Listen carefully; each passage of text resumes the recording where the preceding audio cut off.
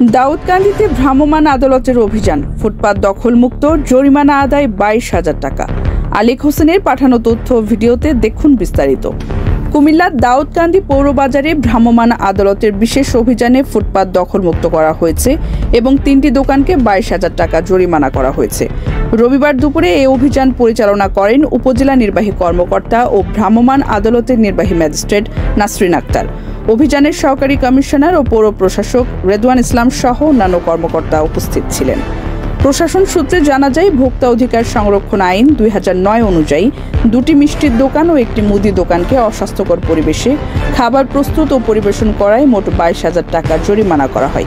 একই সঙ্গে রাস্তার দুই পাশে অবৈধভাবে দখলকৃত ফুটপাত উচ্ছেদ করে পথচারী ও যান চলাচলের জন্য মুক্ত করা হয়।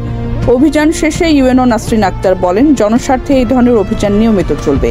অস্বাস্থ্যকর পরিবেশে খাবার বিক্রি ও ফুটপাত দখল করে জনদুর্ভোগ সৃষ্টি করলে কাউকে ছাড় দেওয়া হবে না। বাজারে উপস্থিত ক্রেতা বিক্রেতারা প্রশাসনের পদক্ষেপকে স্বাগত জানান। তারা বলেন, নিয়মিত অভিযান হলে বাজারে শৃঙ্খলা ফিরে আসবে এবং ক্রেতাদের প্রতারণার আশঙ্কা কমবে।